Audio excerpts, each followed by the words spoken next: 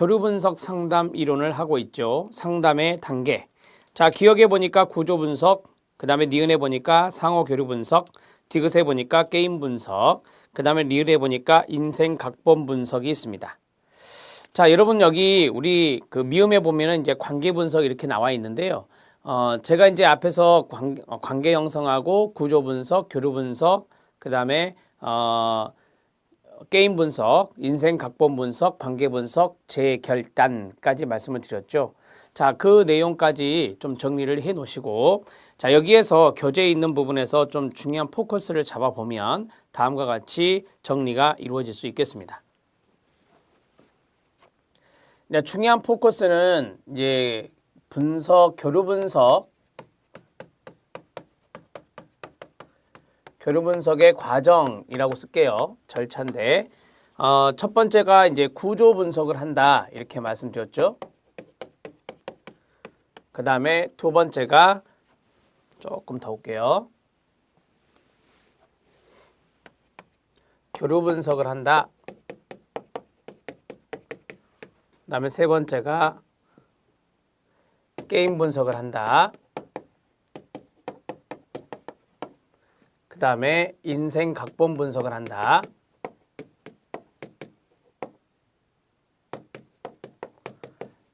여기 있는 4단계가 핵심입니다. 그래서 이렇게 외우세요. 구교개각입니다. 구교개각입니다. 구교개각으로 꼭 외우셔야 돼요. 구교개각. 각자는 각본 분석을 말하는 거예요. 자, 이 순서가 이제 상당히 중요한 포인트가 돼요. 뒤에 있는 관계 분석도 있지만 여기까지가 중요하니까 구교개각을 알아놓으시면 됩니다. 자, 거기 보면 자아 상태에 관한 분석이라 그랬어요. 자아 상태에 관한 분석.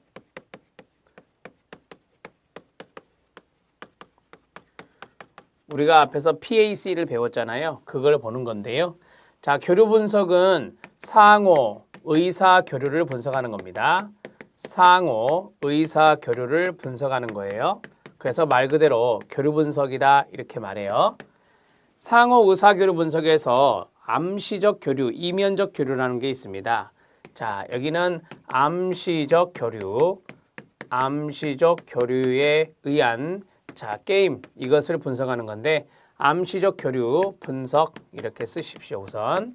자, 그 다음에 인생 각본은 초기 인생 각본을 초기에 결정된 인생 각본을 분석하는 것이다 이렇게 보시면 됩니다. 자, 네 가지의 순서와 그 다음에 간단하게 개념을 좀 잡아 드렸습니다. 구조 분석을 보니까 호흡성, 배타성, 손상, 해이한 경계선이 있습니다. 호흡성을 오염이라 합니다. 하나의 자아 상태 내용이 다른 자아 상태의 혼합이 되는 거예요. 혼합의 동그라미, 존재함으로써 각각의 자아 상태가 독립된 총체로서의 기능을 하지 못하는 것을 오염, 혼입성이라고 합니다. 베타성입니다. 세 가지 자아 상태 중에서 하나 또는 두 가지만 사용할 때 나타나는 거죠. 하나만 사용하면 두 가지가 베타된 거고 두 가지를 사용하면 하나를 베타한 거예요. 어버이 자아 배제 시 가치감을 상실하고 어른 자아 배제 시 외부 세계관에 중재를 할 수 없으며 어린이 자아 배제 시 상황에 대해서 정서적으로 반응할 수가 없다라고 했습니다. 자, 그 다음에 손상입니다. 자아 상태 중에 어느 것이 완전히 성장하지 못하고 상처를 입게 된 것 밑줄, 상처를 입게 되는 것을 손상이라 합니다. 비합리적이고 통제할 수 없는 행동이 나타나게 되고 어린이 자아에서 많이 나타난다고 합니다. 해이한 경계선입니다. 자아 상태 간의 에너지 흐름이 지나치게 자유로운 거예요. 에너지 흐름이 지나치게 자유롭다는 것은 그만큼 경계선이 해이해졌다라고 하는 거고요. 어른 자아 통제라는 것이 거의 없고 행동은 수시로 바뀌고 혼란되어 있는 것이 특징입니다. 자, 여러분 자아 상태 구조 분석에서 문제가 되는 것들이 나왔죠. 자, 문제점들이 나왔어요. 문제점들에 어떠한 것들이 있느냐. 우리 시험에 많이 거론은 안 되기 때문에 걱정하지 마시고, 자, 오염이라고 하는 혼입성이 있다. 오염이라고 하는 혼입성이 있다. 이렇게 정리하시고요. 그 다음에 두 번째 베타라고 하는 것이 있죠. 베타성. 그 다음에 세 번째는 손상, 상처 입는 것이고, 그 다음에 해이한 경계선 이런 것들이 바로 자아 상태 구조를 분석하는 구조 분석에서 문제점들을 분석하는 것이다. 이렇게 정리하시면 됩니다. 개념 정도는 그 교재에 있는 걸로 충분합니다. 자, 교류 분석 들어갑니다. 교류 분석은 구조 분석을 기초로 하여, 그래서 구조 분석을 앞에 하고 교류 분석을 뒤로 가는 거예요. 자, 내담자가 다른 사람들과 맺고 있는 상호교류, 두 사람의 자아 상태에서 이루어지는 자극과 반응을 이해하는 건데 그냥 상호교류라고 하시면 돼요. 여기 상호교류가 있죠. 그것을 분석하는 것이다. 자, 이는 상호 보완적, 교차적, 암시적 상호교류 등을 분석하는 거다.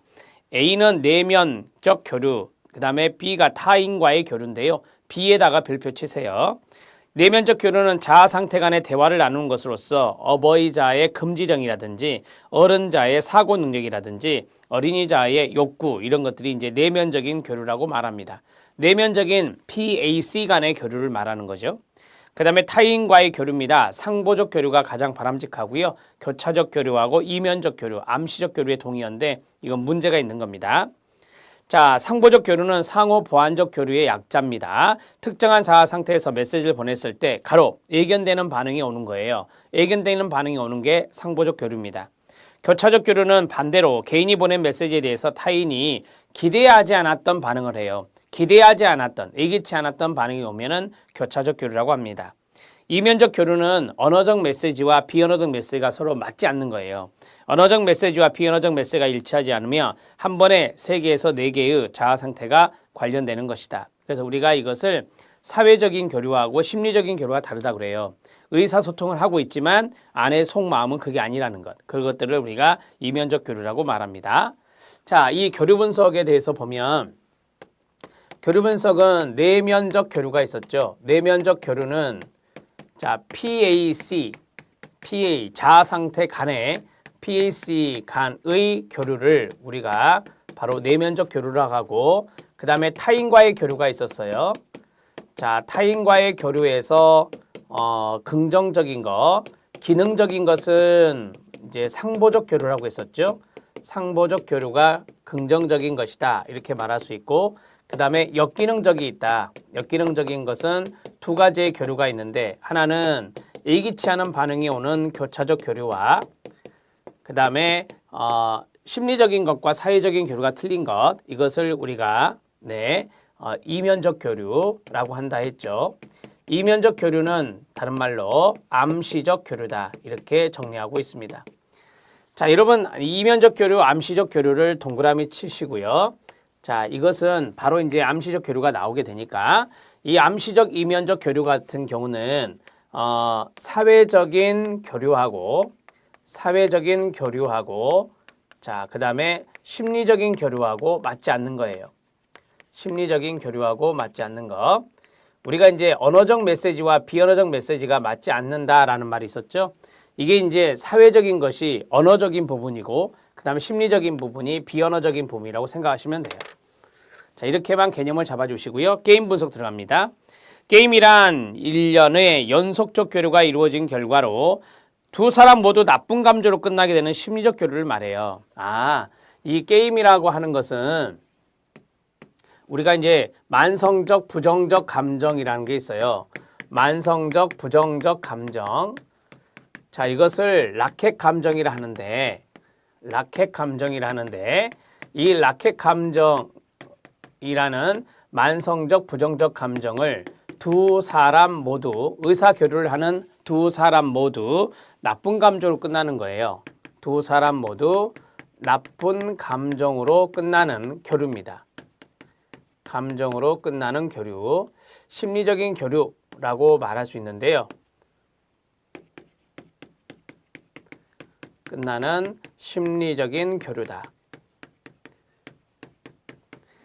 자, 거기 게임이란이라는 개념이 나왔잖아요. 그래서 게임에 의해서 만성적인 부정적 감정인 라켓 감정이 생기는데 이 라켓 감정은 만성적 부정적 감정이니 두 사람 모두 나쁜 감정으로 끝나는 심리적 교류. 이것을 우리가 게임이다. 이렇게 잡아요.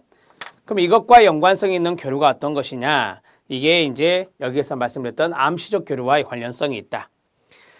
자, 게임은 초기 결정을 지지할 목적에서 이루어지며 유쾌한 감정을 가장하고 인생 각본을 추진하기 위한 교류로 시간 구성의 한 방법이라고 합니다. 게임 분석에서 중요한 것은 애무, 스트로크라고 하는 어루만짐, 여기로서 이는 타임로부터의 인정을 말하는 것이다 라고 해요.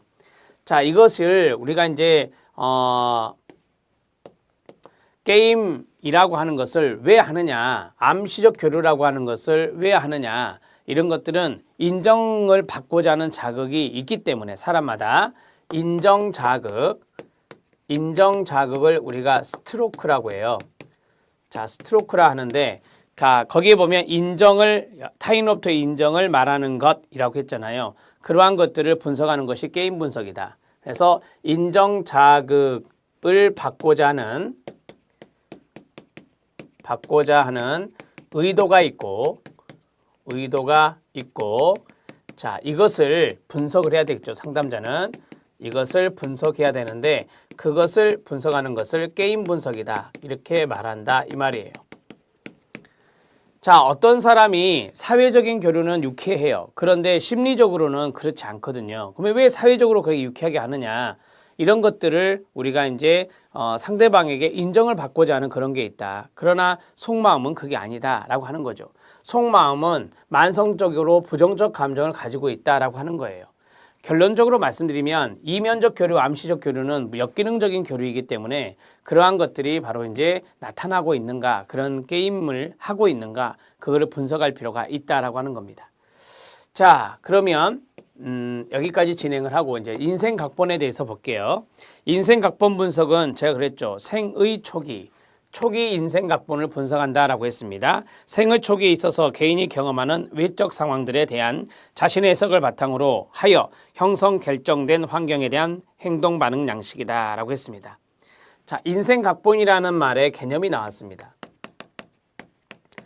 자, 인생 각본이라는 개념이 나왔는데 인생 각본은 첫 번째 1번 생의 초기에 나타나는 겁니다. 인생의 초기에 나타나는 것이다. 초기에 형성하는 것이다. 이렇게 쓸게요. 자, 그 다음에 두 번째는 그 개인이 경험하는 외적 상황이라는 것을 우리가 이제 환경적인 부분이라 할게요. 거기에 대한 자신의 해석을 바탕으로 한다라고 했어요. 환경에 대한 자신의 해석입니다. 환경에 대한 자신의 해석을 바탕으로 한다. 자, 그게 이제 인생 각본이 된다라고 하는 것이죠. 그 다음에 환경에 대한 행동 반응 양식이다라고 했습니다. 이게 이제 환경에 대한 행동 반응 양식, 환경에 대한 행동 반응 양식을 우리가 인생 각본이다 이렇게 말해요. 따라서 이 내담자의 생애 초기에 형성되었던 환경에 대해서 어떠한 행동 패턴을 형성했느냐, 그러한 것들을 쭉 분석하는 것이 인생 각본 분석이 되겠습니다. 자, 이 정도 정리를 하시고요. 그다음에 한 장 넘기면 관계 분석이라는 게 있습니다. 내담자의 배우자와 동료 간의 관계를 분석하는 거다. 관계 분석의 동그라미. 이는 자아 상태와 상호 교류를 밝히기 위한 과제로 활용한다라고 했습니다. 자, 기타 치료적 기법에 보면 비의자 기법, 가족 모델링 등에 의한 시연이 있다라고 했는데요. 이건 참고적으로 알아놓으시고 비의자 기법을 교류 분석에서도 사용했다라고 정리하시면 되겠습니다. 자, 이제 실력 따지기를 볼게요. 중요 개념 정리가 있는데 중요 개념에서 거기 보시니까 첫 번째가 스트로크가 나왔어요. 이 스트로크가 나왔는데 스트로크의 별표 치시고요. 인정 자극이라고도 하며 사람들 간의 인식이 이루어지게 되는 기본 단위로서 긍정적 스트로크와 부정적 스트로크가 있으며 언어, 신체적 접촉, 표정, 감정, 몸짓 등 언어적, 비언어적 방법으로 표현된다라고 했습니다. 자, 우리가 이제 어떤 사람에게 인정받고자 하는 그러한 자극, 그것을 우리가 스트로크라 하는데 어루만짐이라고 하는 애무라고 하는 것이 있다. 그런 것들을 받고 싶은 게 있어요. 따라서 그러한 것들이 바로 긍정적인 측면과 부정적인 측면이 나타날 수 있겠죠, 당연히. 자, 그 다음에 교류 분석 상담 개념에서 스트로크, 쓰다듬기, 어루만지기, 그 다음에 인정자극이라는데 에릭번과 관련성이 있습니다. 자, 이 스트로크 오른쪽에 2차라고 써져 있잖아요. 그 2차가 들어있는데 1, 2, 3, 4를 좀 보면 모든 인간은 상호 교류를 통해 자극을 받고자 하는 기본적인 욕구를 갖고 있다. 자극을 받고자 하는 기본 욕구, 그게 인정 자극이라 했어요. 이러한 자극의 욕구는 건강한 인성 발달이나 생존을 위해 필수적인 거라고 합니다. 출생 직후 영아의 성장에서 만지고 쓰다듬어 주는 것과 같이 신체적 감각적 자극이 필수적이며 이러한 자극의 욕구를 만족시켜주는 기본 단위를 스트로크라고 말합니다. 그래서 우리가 인정자극이라고 말하는 거예요. 한 개인으로 하여금 자신의 존재를 인식하게 해주는 인간인식의 기본 단위가 되며 이러한 욕구는 성장하면서 인정을 받고자 하는 욕구로 변화가 됩니다. 인간은 평생을 스트로크를 추구하면서 살아갑니다. 그리고 부모를 위시한 양육자로부터 어떠한 스트로크를 받았는가에 따라 기본적인 인생 태도를 형성하게 됩니다. 자, 이 스트로크라고 하는 것은 우리가 이제 부모로부터 어떠한 인정자극을 받았느냐, 즉 스트로크를 받았느냐, 거기에 따라서 우리의 인생 태도가 달라진다라고 하는 거예요. 자, 여기까지 정리를 했고요. 교재에 있는 내용만 보시면 돼요. 어려운 부분 아니고 각본입니다. 이 각본은 여기 인생 각본을 말한다라고 말씀드렸습니다. 한 개인의 여러 가지 욕구 충족을 위한 게임, 살아오는 동안의 상호 교류에서 배우게 되는 내용, 좋아하는 상호 교류 유형, 선택하게 된 삶의 자세 등 총체적으로 나타난 결과로 살아가는 방식이나 삶의 유형을 발달시키는 게 각본이고요. 생애 초기, 여기 있는 내용이었죠. 이 내용을 제가 써드렸잖아요. 생애 초기에 개인이 경험하는 외적 사태 또는 상황들에 대한 자신의 해석을 바탕으로 형성되고 결정된 환경에 대한 반응 행동 양식, 이런 것들을 우리가 각본이라, 인생 각본이라 한다. 2번 별표. 인생 각본은 자신의 욕구를 충족시키기 위하여 초기에 결정한 인생 계획으로 끊어요. 부모의 교육, 아동 자신이 내린 초기 결정을 지속시키기 위한 게임, 결정을 정당화시키기 위한 라켓, 극본 또는 각본이 어떻게 전개되고 끝나야 하는지에 대한 자신의 기대 등이 포함됩니다. 자, 라켓 감정이 나왔습니다. 라켓 감정은 여기 말씀드렸죠. 자, 라켓 감정을 들어갑니다. 라켓 감정, 라켓은 초기 결정을 확증하기 위하여 다른 사람을 조작하는 과정을 말합니다. 조작적이고 파괴적인 행동과 연관된 감정을 라켓 감정이라 하고요. 즉 자신의 의사와 다르게 표현되는 감정입니다. 사람은 주의를 끌기 위해 불쾌하고 쓰라린 감정, 위장된 죄의식, 위장된 우울증, 우울한 감정을 발달시킬 수 있습니다. 자, 위장된이란 말이 들어갔죠. 위장된에다가 동그라미 치고요. 일종의 게임입니다. 자, 이러한 위장된 감정은 불쾌하고 쓰라린 감정을 지속시켜주는 상황, 게임을 개인이 스스로 선택하게 함으로써 계속하여 유지되며 자신의 지속적인 감정 유형이 되고 이러한 감정 유형이 전형적인 행동 방식을 만들어내게 됩니다. 자, 게임입니다. 인간관계에서 일어나는 의사소통에는 감추어진 함정이 있는데 대개 이러한 이면적 교류 나왔습니다. 제가 여기 암시적 교류의 동의어가 이면적 교류라고 했었잖아요. 자, 이면적 교류에서 나타나며 이러한 이면적 교류를 게임이라고 말합니다. 의사 교류에 관여하는 두 사람 모두 또는 한 사람에게 부정적 감정을 불러일으키는 의사 교류의 한 유형으로 게임은 친밀성을 방해합니다. 여러분, 이 게임에 의해서 제가 그랬죠. 게임에 의해서 두 사람은 나쁜 감정으로 끝나게 된다라고 했어요. 그러니까 이거는 친밀감을 방해하는 거예요. 인생 태도가 있습니다. 자, 우리가 인생 태도하면은 자기 자신과 타인, 세계에 대해서 해석하고 개인의 태도를 통칭하는 것이다. 초기 경험과 초기 결정에 의해서 형성된다라고 했어요. 자, 그러면 인생 각본이 초기에 형성된다라고 했잖아요. 초기 동그라미, 초기 경험과 초기 결정에 의해서 초기 경험과 초기 결정에 의해서 자, 인생 태도가 밑에 쭉 나올 거예요. 인생 태도가 형성된다. 이렇게 정리하시면 됩니다. 자, 여기서 중요한 것은 초기라고 하는 거예요. 이 인생 태도라고 하는 것이 후기에 결정된다라고 하면 틀립니다. 후기에 결정되는 게 아니라 초기에 결정된다는 거. I'm okay, you are not okay입니다. 자, 이거를 okay는 긍정이라 하고요. 그 다음에 not okay는 부정이라고 하거든요. 자기 긍정, I'm okay, you are okay. 1번이 그거죠. 자기 긍정, 그 다음에 타인 you니까 타인 긍정이 되겠죠. 가장 좋은 겁니다. 신뢰성, 개방성, 교환하려는 의지, 타인을 있는 그대로 수용하는 것이며 승자도 패자도 없습니다. I'm okay, you are not okay는 자기 긍정, 타인 부정이죠.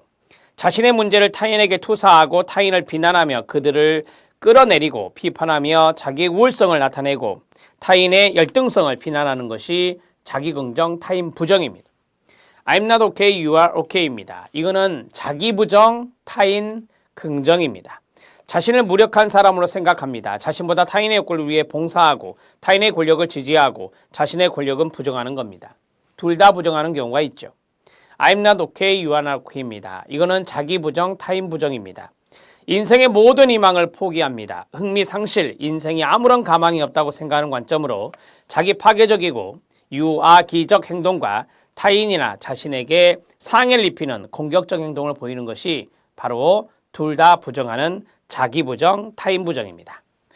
자, 간단하게만 쓰겠습니다. 인생 태도 이꼬르. 자, 인생 태도 이꼬르. 인생 태도는 자기 긍정, 타인 긍정이 있다. 이게 이제 가장 바람직하겠죠. 가장 바람직하다 이렇게 보시면 되고요.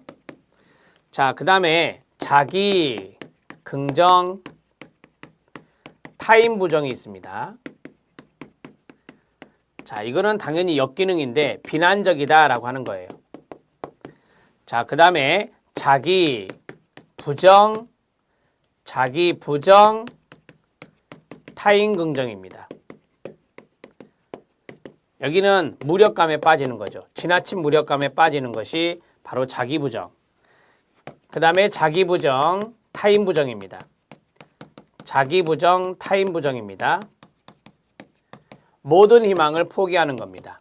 모든 희망 포기. 이게 바로 자기 부정, 타인 부정입니다. 자, 여기 세 가지는 비바람직한 것이다 라고 정리할 수 있겠죠. 이렇게 해서 정리하시면 됩니다.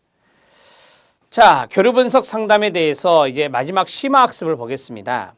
교류 분석 상담의 제한점이라고 했습니다. 교류 분석 상담의 제한점은 2차에서 출제가 된 건데 의사 교류 분석 상담 이론의 주요 개념들이 인지적이기 때문에 끊어요. 지적 능력이 낮은 내담자에게는 부적절할 수 있다라고 했습니다. 자, 의사 교류 분석 상담의 주요 개념들이 어떠한 것들을 보시면 아시겠지만 이제 생각하고 거기에 대해서 소통하는 거거든요. 생각을 하고 소통하는 것이 교류, 의사소통이기 때문에 인지적인 부분이 많이 있어요. 그래서 지적 능력이 낮은, 지능지수가 낮은 내담자에게는 이 사용하기가 쉽지 않다라고 하는 겁니다. 의사교류 분석 상담 이론의 이론과 개념들의 타당성을 검증하거나 지지하기 위해 수행된 경험적 연구가 많지 않습니다. 경험적 연구가 부족해서 개념들의 타당성을 검증하고 지지하는데 약간 문제점이 있다. 의사교류 분석 상담 이론들의 주요 개념들이 추상적이다. 그리고 그 의미가 모호하여 그러니까 경험적 연구가 어렵겠죠. 자, 개념들이 추상적이고 그 의미가 모호하여 실제로 적용하는데 많은 어려움이 있다라고 하는 거예요. 여러분들이 아시다시피 여기 뭐 인생 각본이라든지 게임이라든지 이러한 것들이 우리가 보통 쓰는 단어들이 아니잖아요.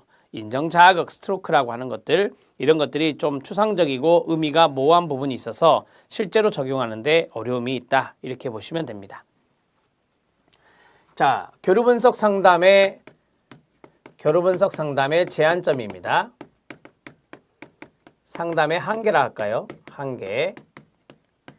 자, 교류 분석 상담에서 쓰는 개념들이 있다. 그 개념들의 모호성이 있다라고 하는 거예요. 추상성이 있다라고 하는 거죠. 자, 모호성과 추상성이 있으면 하나, 둘, 셋. 자, 우선 두 가지만 말씀을 드릴게요. 이렇게. 자, 첫 번째는 뭐냐? 1번 경험적 연구가 부족하다라고 하는 거예요. 경험적 연구가 부족하다. 자, 그 다음에 이제 세 번째 보면 실제로 적용하기가 어렵다라고 했잖아요. 경험적 연구의 부족, 그 다음에 실제 적용이 쉽지 않다. 실제 적용이 어렵다. 이렇게 정리할 수 있습니다. 자, 마지막 세 번째는 뭐냐면 세 번째는 인지적 개념이 많다라고 하는 거죠. 인지적 개념이 많아서 개념이 많아서 지적 저하가 있는, 지적 능력의 저하랄까요? 지적 능력의 저하가 있는 저하의 내담자에게는 부적합하다. 이렇게 해서 세 가지로 정리를 해 주십시오. 2차에서 나왔으니까 잠깐 써드렸습니다. 자, 내담자 중심 상담 칼 로저스에 대해서 보도록 하겠습니다. 자, 내담자 중심 상담은 별표를 한 5개 치시죠. 상당히 잘 나온다는 것인데요. 자, 우리가 이제 상담의 이론을 쭉 보고 있는데요. 상담의 이론에서 한번 앞에서부터 좀 볼게요, 여러분.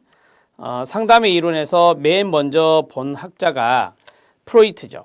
프로이트의 심리 중심적 상담 이론의 정신분석 이론이었습니다. 그 다음에 두 번째가 이제 아들러였죠. 아들러의 개인주의 심리 상담이었고, 자, 이제 심리 상담에 해당되는 것들을 다 배운 다음 비심리 중심적 상담 이론이 있었습니다. 세 번째가 실존주의였습니다. 그리고 네 번째가 바로 이제 금방 했던 교류분석 상담입니다. 자, 이제 5번째 들어갑니다. 5번째는 내담자 중심 상담인데요. 자, 내담자 중심 상담인데 비중심적 상담에서는 세 번째가 되겠죠. 비중심적 상담에서는 세 번째, 내담자 중심 상담으로 시험에 나오기도 하고요. 자, 그 다음에 인간 중심 상담으로 나오기도 합니다. 둘 다 알아놓으세요. 자, 여러분 여기에 대표적인 학자가 칼 로저스라고 해요. 칼 로저스. 칼 로저스는 첫 번째 알아야 될 게 인본주의 학자입니다. 인본주의 학자고, 그러니까 비심리적 상담 이론이라 말할 수 있겠죠. 그 다음에 현상학 이론의 학자이기도 합니다. 현상학 이론의 학자이기도 하다. 이 로저스는 인간 중심 상담에서 상담자와 내담자의 관계를 중요하게 생각했는데요. 이게 아마 시험 문제에서 가장 많은 부분을 차지하거든요. 1차가 됐든 2차가 됐든 상담자와 내담자가 자, 상담 관계를 형성합니다. 이게 이제 상담의 3요소라고 가르쳐 드렸고, 이 상담 관계를 촉진하기 위해서 상담자는 3가지의 태도가 필요하다라고 해요. 상담자는 3가지의 태도가 필요하다. 첫 번째는 무조건적 긍정적 존중을 해라. 내담자에 대해서 무조건적 긍정적 존중이 필요하다. 자, 이거를 수용적 존중이라고도 합니다. 수용적 존중. 자, 그 다음에 두 번째, 공감적 이해를 해라. 공감적 이해와 관련성이 있습니다. 자, 세 번째는 공감적 이해는 감정이입과 관련성이 있고요. 세 번째는 진솔성입니다. 상담자가 내담자의 자기 방어 수준을 낮추기 위해서 자기 노출하는 거예요. 그래서 우리가 진실성이다 또는 개방성이다, 그 다음에 일치성이다, 이런 말을 쓰고 있습니다. 자, 이 3가지를 꼭 외우셔야 됩니다. 이건 암기하셔야 돼요. 적극적 경청이 시험에 나온 적 있어요. 필기에서. 적극적 경청이라고 하는 것은 필요하지만 로저스가 말한 상담관계 촉진에 상담자의 3가지 태도에는 들어있지 않습니다. 이게 이제 가장 중요한 포커스가 됩니다. 자, 이러한 분위기만 형성해 주면, 이러한 분위기 형성이 되면 바로 상담의 성과가 나타난다라고 하는 거죠. 상담의 성과가 나타난다, 많아진다라고 하는 거예요. 자, 그 다음에 이 인본주의라고 했잖아요. 따라서 로저스는 인간관이 상당히 긍정적입니다. 인간관이 긍정적이다, 이렇게 말할 수 있습니다. 자, 그 다음에 현상학 이론이라고 하는 것이 있는데요. 현상학 이론은 가장 중요한 것이 뭐냐면 이거예요. 내담자의 주관적 경험, 이런 것들을 강조하는 거예요. 내담자의 주관적 경험을 강조하고, 또한 here and now, 지금 그리고 여기, 이런 것도 강조하는 것이 바로 현상학 이론이라고 보시면 되겠습니다. 자, 가장 기본적인 것을 좀 써드렸어요. 이 내용을 바탕으로 해서 스타트를 해야 되는데 하나 더 해드릴까요? 자, 이 내담자 중심 상담은 기술 있죠, 기술. 기술적 측면은 중요하게 생각하지 않습니다. 기술적 측면 강조하지 않습니다. 상담 기술이요. 그 다음에 두 번째는 결정론적 관점. 무엇에 의해서 결정됐다. 정신결정론, 환경결정론 이런 결정론적 관점을 거부합니다. 결정론적 관점을 거부한다. 인간의 자아실현 경향성은 타고났기 때문에 어떤 것에 의해서 결정된다라고 하는 것들을 거부하는 것이 인간 중심 상담, 내담자 중심 상담입니다. 자, 됐습니다. 교재를 보겠습니다. 내담자 중심 상담의 개요입니다. 미국 심리학자인 칼 로저스는 밑에 각주가 많이 붙었는데 좀 이따 보겠습니다. 칼 로저스에 의해서 1940년대에 체계화된 것으로 당시 개인치료의 중심 기류였던 지시적이고 정신분석학적인 접근법에 대한 반동으로 나타난 겁니다. 비지시적 상담 모델입니다. 이 녀석은 지시적 상담이 아니라 비지시적 상담이다. 비지시적 상담이다 라고 알아놓으시고요. 상담 관계도 수직적인 관계가 아니라 수평적 관계가 됩니다. 수평적 상담 관계 형성. 자, 이런 것들을 써놓으시죠. 계속 가겠습니다. 니은 비지시적인 상담, 이 상담 모델은 기존의 정신분석학적이고 지시적 접근에서 내담자, 상담자 간의 위계적 관계를 수평적 관계, 여기 있죠? 수평적 상담 관계로 전환시켰습니다. 인간 본성에 대한 인본주의 밑줄, 낙관적 관점을 수용하여 상담자가 감정이입적이고 공감적이에 그 다음에 긍정적 관심, 무조건적 긍정적 관심은 무조건적 긍정적 존중, 수용적 존중. 내담자를 수용하고 진정한 관심이 바로 진실성입니다. 보인다면 긍정적인 변화가 일어난다고 봅니다. 내담자 중심 상담에서는 상담의 기법보다 이 기술적인 부분을 기법이라 하잖아요. 기법을 강조하지 않았다 그랬어요. 기법보다 상담자와 내담자 사이의 관계의 본질이 치료의 가장 핵심적인 부분으로 간주됩니다. 모든 인간이 자아실현 욕구를 지녔다고 가정합니다. 자아실현 욕구는 자신을 유지하거나 향상시키는 방향으로 자신의 모든 능력을 개발하려는 인간의 타고난 성향이라고 합니다. 선천적으로 자아실현 경향성이 있다 이 말이에요.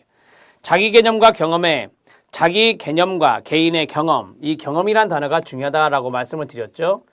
자기 개념이라는 것과 경험이 일치하면은 좋겠는데, 자, 자기 개념과 개인의 경관의 불일치라는 것이 자아실현을 위한 유기체적인 힘과 그것들을 의식이나 활동으로 바꿀 수 있는 인간 능력 사이에서 성장한 것이라고 보고, 개인에게 어떤 다른 조건이 주어지면 이를 극복할 수 있다고 봅니다. 인간에 대한 긍정적 시각을 갖고 있습니다. 인간 능력에 대한 신뢰를 기반으로 합니다. 내담자에게 해석을 내리지 않습니다. 정신분석처럼 권위주의적인 관계구조에서 해석을 내리는 그런 것을 강조하지 않고요. 내담자와 상담자 간에 그렇습니다. 인간적 관계를 강조합니다. 자, 인간적 관계를 강조한다. 여기 상담 관계가 바로 인간적 관계가 된다 이 말이에요. 인간적 관계를 중시한다. 이런 것들이 다 인간적 관계와 연관성이 있는 거거든요. 자, 계속 가도록 하겠습니다. 지읒입니다. 이 상담은 내담자의 자기 성장을 위한 잠재력의 동그라미, 잠재력이 발현될 수 있는 분위기를 조성하는 데 그 목적을 두고 있습니다. 여기 분위기 형성이 중요하다라고 했었죠. 자, 그 다음에 개입 방향에 대한 1차적 책임이 내담자에 있도록 내담자 문제에 대해 과거사보다 말씀드렸죠. 지금 여기를 강조한다고 말씀드렸습니다. 내담자 중심 상담은 인본주의 이론의 바탕을 두며 끊어요. 기술이나 기법을 중시하지 않기 때문에 말씀드렸죠. 기술이나 기법적인 측면은 강조하지 않는다 그랬습니다. 자, 실험에 기초한 귀납적인 접근 방법과 실험적 방법을 상담 과정에 적용하지 않았습니다. 자, 거기에 보면 상담의 실험에 기초한 귀납적 접근 방법. 우리가 이제 기술이나 기법을 강조하는 것들이 되게 이제 실험적인 부분을 많이 쓰잖아요. 그래서 실험적 방법을 상담 과정에 응용하지 않았습니다. 자, 이걸 쓸게요. 여기다가 실험적 방법을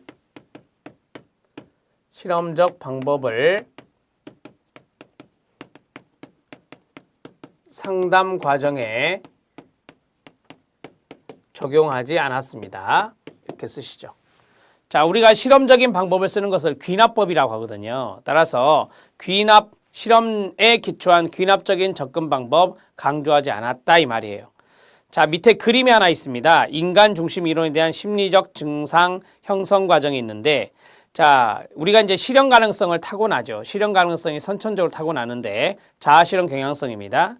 긍정적 존중에 대한 욕구가 인간에게는 있어요. 타인으로부터 나는 긍정적인 존중을 받고 싶다라는 욕구가 있고, 부모의 가치 조건이 내면화가 됩니다. 어렸을 때. 그러면 자기 개념이 형성이 되는데 그 자기 개념하고 그다음에 경험이 일치하면 위로 올라갔죠. 일치의 동그라미. 잠재력을 발견하고 실현할 수 있는데 불일치의 동그라미. 불일치하면은 심리적 문제가 발생할 수 있다라고 하는 거죠.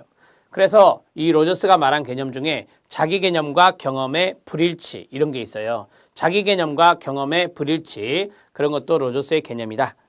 자, 그 다음에 왼쪽 아래 각주가 있는데 한번 보시죠. 8번 각주입니다. 로저스에 의해서 1940년대 초에 창시된 인간중심 상담은 처음에는 종류의 모든 상담 방법을 지시적 상담 또는 비민주적 상담이라 칭하고 그에 반대되는 자신의 이론을 비지시적 상담, 민주적 상담이라고 불렀습니다. 그 1970년대 이르기까지 내담자 중심 상담으로 부르다가 최근에는 인간 중심 상담이란 말을 더 많이 사용하게 되었습니다. 지시적 상담은 상담의 진행 과정 중에 진단의 단계가 있을 정도로 심리검사, 기록, 사례사와 같은 것들이 중요합니다. 자, 지시적 상담은 대개 이제 진단을 많이 하니까요. 이 대표적인 게 특성 요인 상담이거든요. 그 다음에 반면에 인간 중심 상담은 내담자가 상담자보다 문제와 문제 해결 방법을 더 잘 알 수 있다고 보며 진단은 문제 해결의 방해 요소가 되어 배제하였습니다. 하나 더 써야 되겠네요. 자, 여러분, 이 내담자 중심 상담은 진단도 배제하였다. 진단도 배제하였다.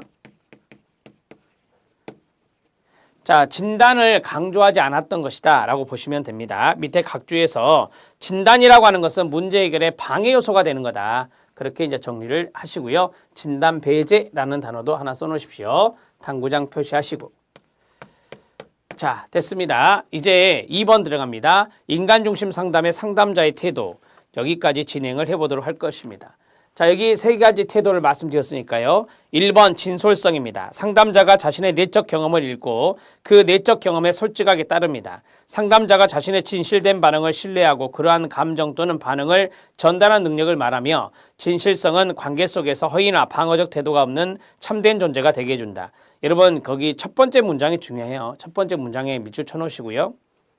공감적 이해입니다. 내담자의 입장에서 내담자가 생각하고 있는 것, 느끼고 있는 것을 이해하고 이러한 이해를 전달하는 상담자의 능력이며 여기까지가 중요한 거예요. 2차 실기에서는 이걸 써주시면 됩니다. 거기 밑줄 쳐주시고.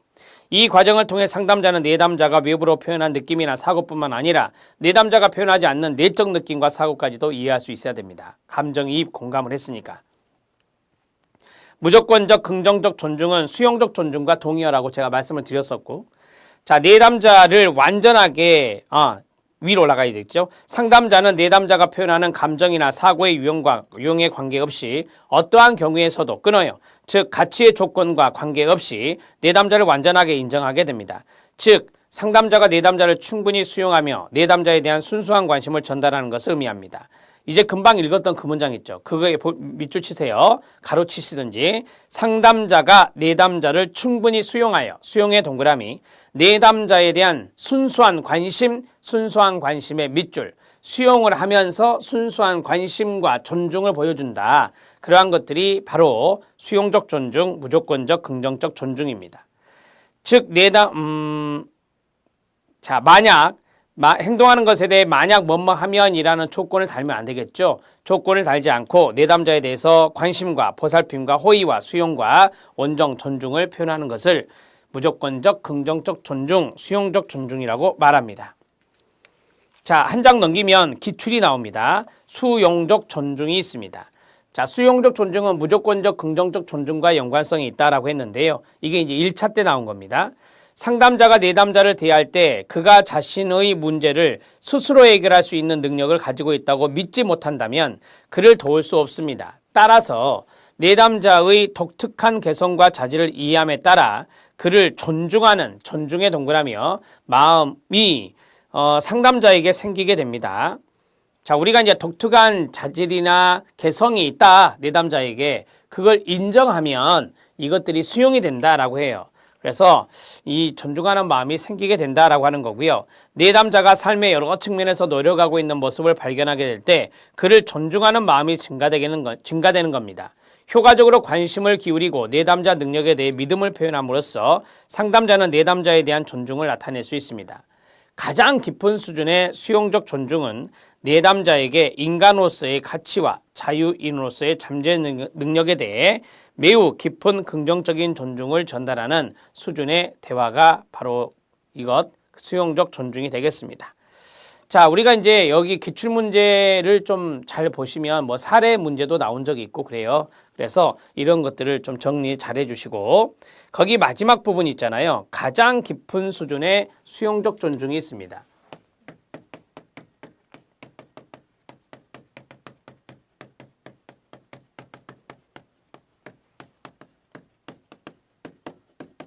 자, 수용적 존중이 무조건적 긍정적 존중이란 걸 알았으니까 위에 있는 것들은 그냥 참고적으로 알아놓으시고요. 자, 한 인간으로서의 가치와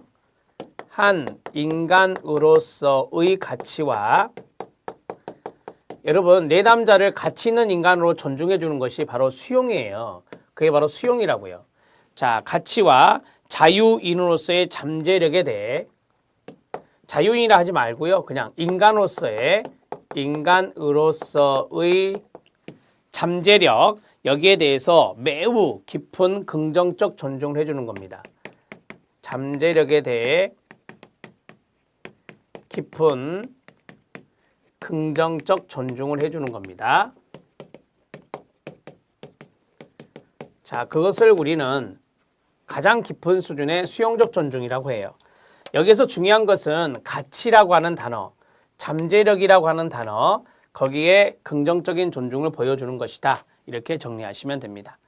자, 우리 수용적 존중이 필기시험에 출제가 된 거니까 간단하게 적어드렸습니다. 자, 다음 내용은 이제 다음 시간에 해보도록 하겠습니다. 열심히 공부하시기 바랍니다. 수고하셨습니다.